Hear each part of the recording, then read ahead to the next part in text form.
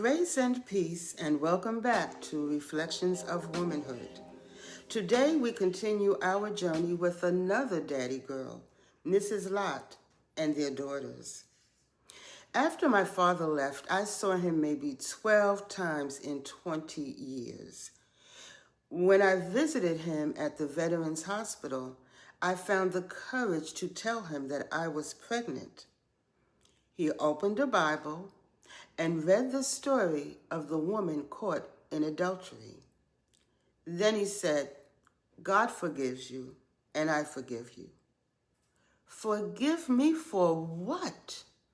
He had never taken me to church, never read a scripture to me, never prayed with me, never held me in his lap, never told me that he loved me or that he was proud of me. And now he forgives me? He died 1 month later. His family were cold and distant. They ostracized me because I was single and pregnant. The only exception was his sister, my Aunt Carrie. She was the only one who acknowledged my existence. Unforgiveness can turn us into victims, and if it is not addressed, it can set patterns that influence families for generations. This brings me to another woman in Scripture whose story invites us to examine the root of bitterness, Mrs. Lot. Mrs. Lot lived a life of luxury and extravagance with her husband. The city of Sodom was known for its excessive indulgence, sensual pleasure, and complete loss of moral restraint.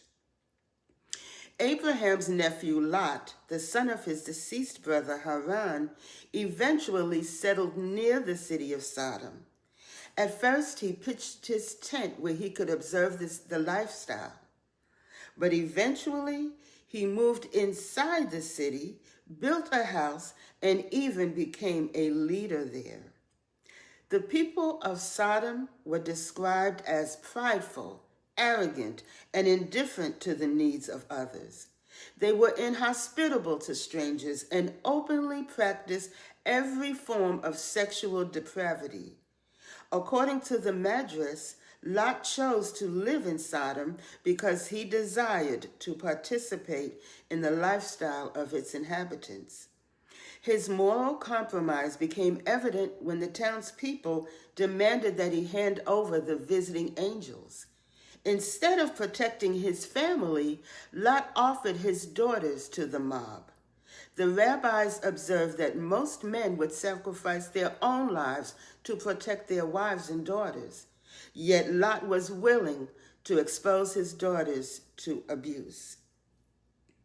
Eventually, God sent angels to rescue Lot and his family before the destruction of Sodom and Gomorrah. While fleeing the city, Mrs. Lot looked back, and she was turned to a pillar of salt. But why did she look back? Was it regret? Was it longing for the life she was leaving behind? Or was it bitterness? The angels led Lot and his 2 daughters to safety in a cave. There, Lot planted a vineyard and became consumed with wine. After witnessing the destruction of Sodom and Gomorrah, the daughters believed the entire human race had been wiped out. In their desperation to preserve a lineage, they made a tragic decision. They used their intoxicated father to conceive children. The older daughter bore a son named Moab, whose descendants became the Moabites. The younger daughter bore a son named Ben-Ami, whose descendants became the Ammonites. Because of the circumstances of their birth, both tribes carried the stigma of being known as the sons of incest, and they were never accepted as part of the tribes of Israel. This painful story raises an important question. Can daddy's girls be Ezer Kenegdo and still suffer the consequences of bitterness? What we fail to forgive in life, we are often destined to repeat. Proverbs 28, chapter 13 reminds us, he who covers his transgressions will not prosper, but whoever confesses and forsakes his sins will obtain mercy. The root of bitterness can destroy families for generations, but confession, forgiveness, and healing can break those cycles. Grace and peace.